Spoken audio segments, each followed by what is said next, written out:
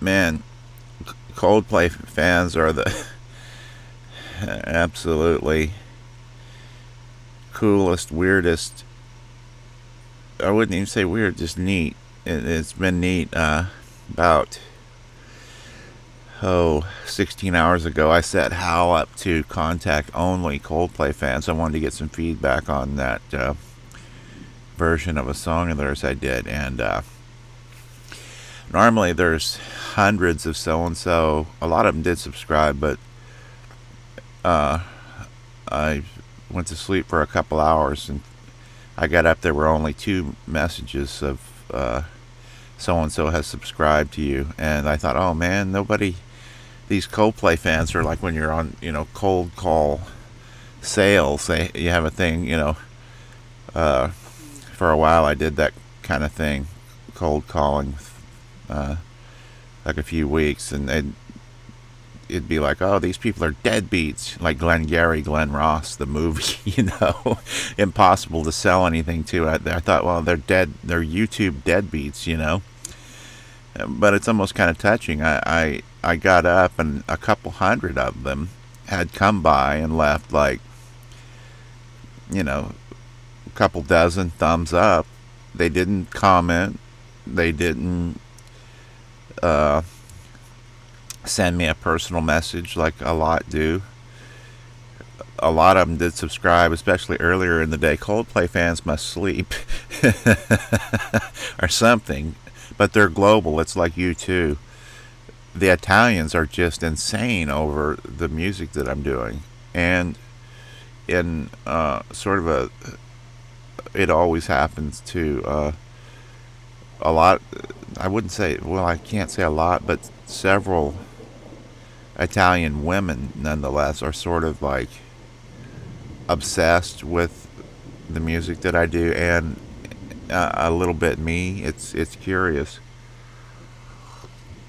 but that always happens when you put any product out there. I have certain things that I have obsessed over that it has nothing to do with me, just the same as when I was obsessed with certain years ago. I get obsessed more easily over certain things. It just had to do with my view of it, my impressions of it, and my own personal psyche more than it did the person that I was, and not even really person, but the type of music or guitar type, or who knows, or tool set that I just really was totally into. Sometimes music and musicians, but my obsessions have been more with perfection and stuff like that, and certain ideas, but within reason. When I was like 20, 25, I was in an obsession. I was in love with a ballerina, and she's got like the #1 CD on CD Baby, from what I've been told, and just read a blurb recently in the last few weeks. And I don't think much of her music. I never did. I produced a lot of it early stuff, and I just never liked what she was doing. But anyway, I was trying to call her over and over, and she was really emotionally unavailable and abusive, and here I was, this country boy, in love with her, totally in love with her when you're that young. And it was really a gift, because I was trying to call her over and over, and suddenly just the real calm sensation came over me, and I could almost hear a voice, an angelic voice, saying, Eric, you're in an obsession. Put down the phone and relax. You're obsessing over this girl. You're out of control, and I had been just trying to call her over, well, baby, where are you? I love you, for hours, at least an hour, or two. And that was neat. I just kind of went, I can breathe again. I put down the phone, and that was really kind of the last of my, I was probably 25, 27. That was the last of my sort of love, obsession stuff, which are the most painful. I wanted to be clear about the whole God issue. I think some people misunderstood. I absolutely believe in my concept of God, the actual, real, and total concept of God. That for me, and that's the thing. It's every person has their own concept of that, and it's important to respect that. If you know God at all, you'll respect other people's concept of Him or it.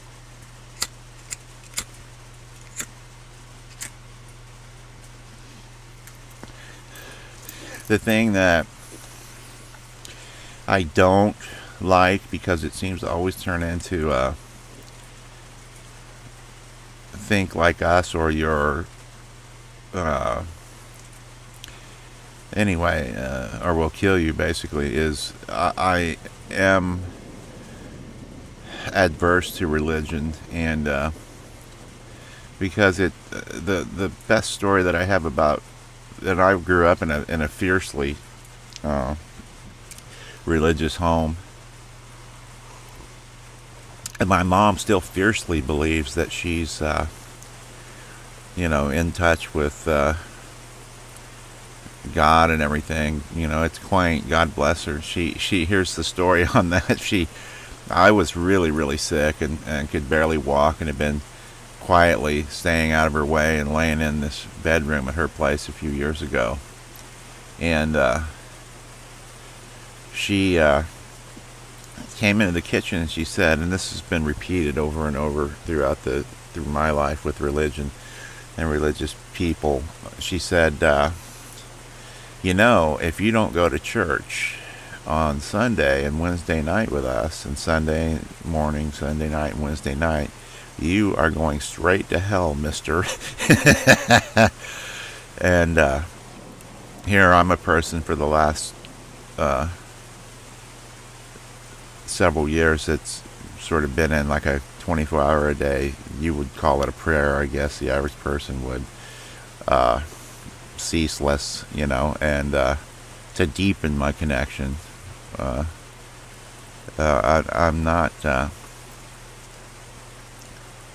I'm not atheist, because that indicates the person has an obsession with God, but in the other direction, and hasn't really fully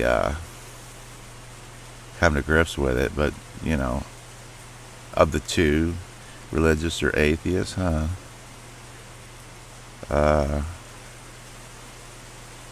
there's probably a wider gap for the atheist to skate through into some sort of truth. But yeah, my mom, her view of religion is do as I do, say as I say, love what I love, understand what I understand, or we're gonna fucking kill you, or we're gonna what is it? Oh, I mean, yeah, you're going to hell. That kind of judgment and just hate. That's hate talk. And that's so, in every case, religion becomes that. If you don't believe what I believe and do what I do, then you're going to hell. And that's judgment. That's called judgment, people. And it's also called hate and fear-mongering. And it's where religion usually ends up when you try to organize. Imagine trying to organize your relationship with your wife in a group of people like that, a love for your wife. How astray that would go with 500 people trying to emanate in the ideas of love and stuff towards your husband or wife. And religion is... I have a deep and abiding personal relationship with God. In fact, I'm going straight to heaven. There's no question. I'm totally in tune. I'm the monk. I'm the man who's forsaken everything, gone away, been tested, been stricken with disease. My book is entitled Modern Day Job. I'm suffering like a bitch right now, but I don't mind. That's just the way the universe works. But imagine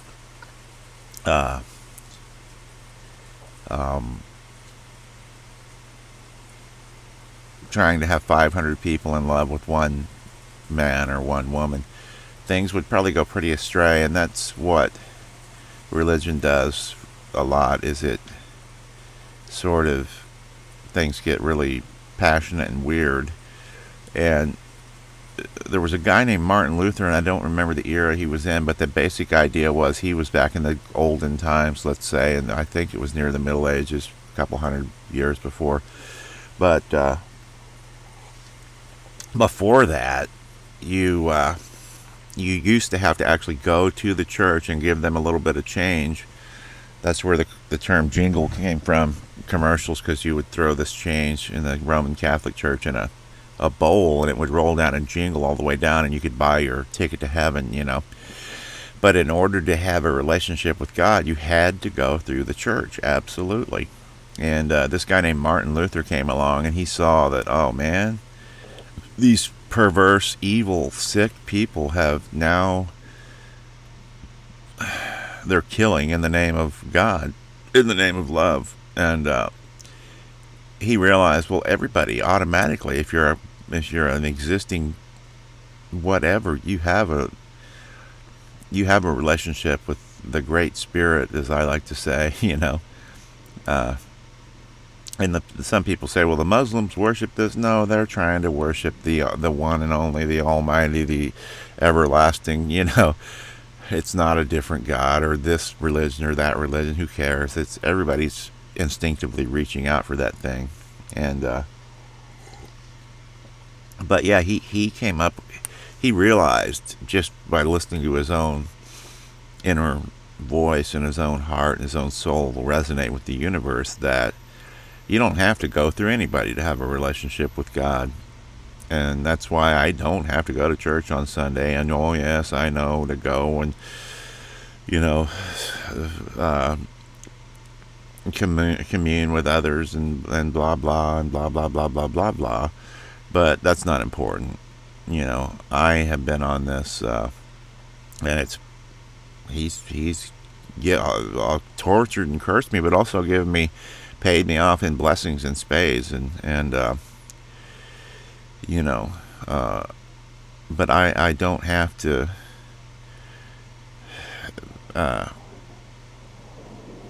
go to church to be that's such foolishness.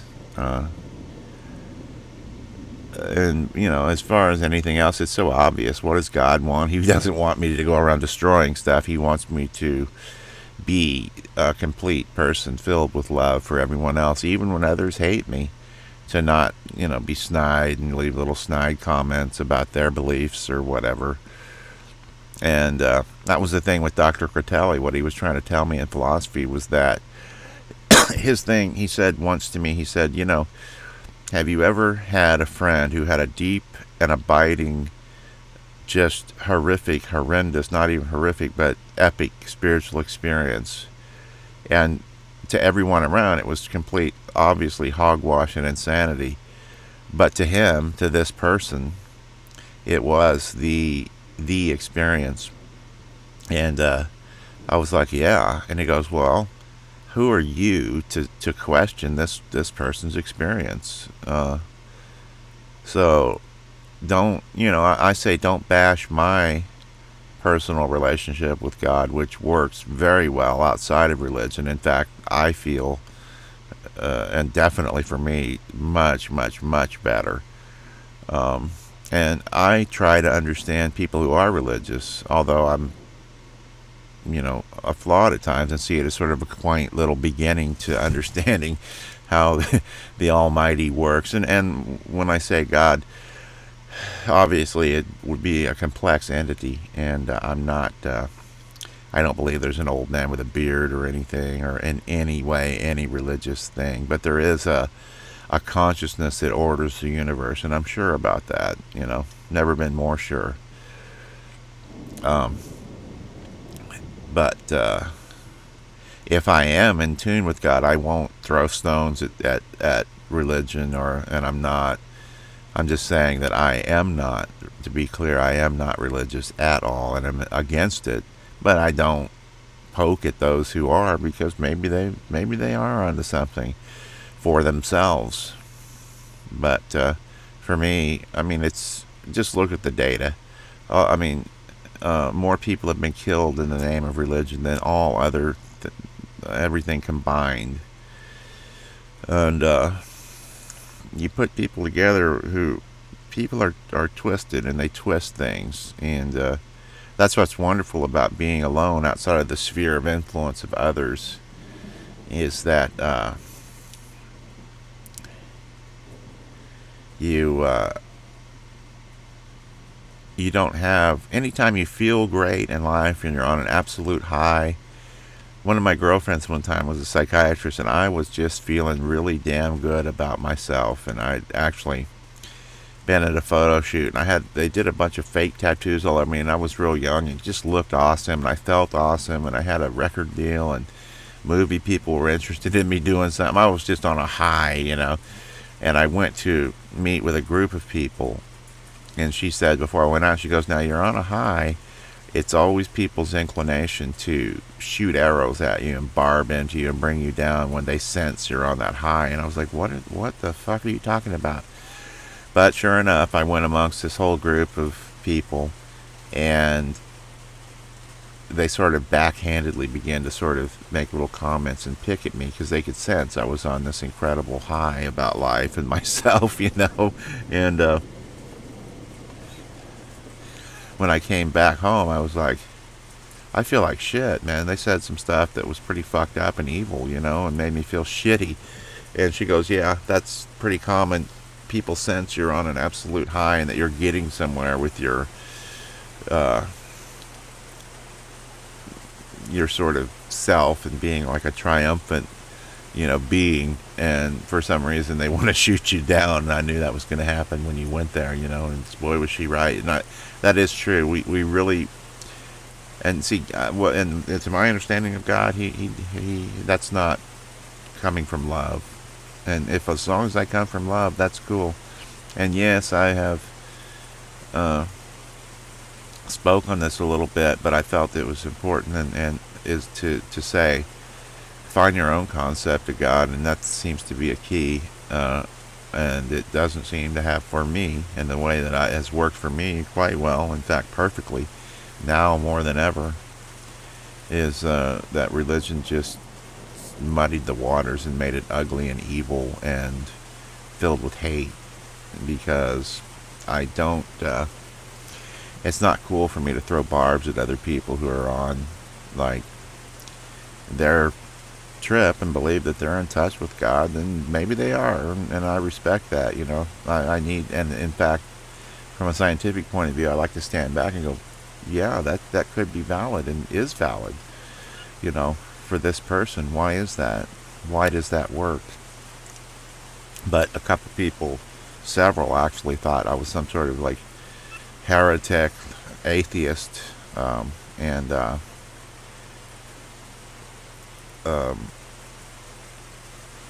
commented as said and such, and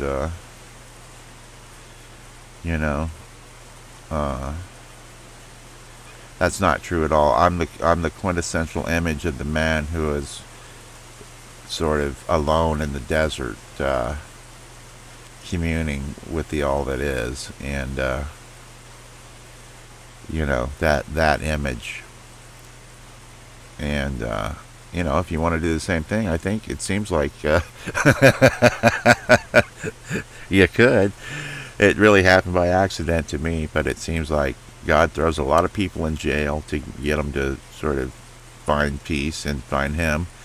And I say Him loosely or whatever, but He seems to throw a lot of people in jail, and He seems to torture a lot of people and test everybody.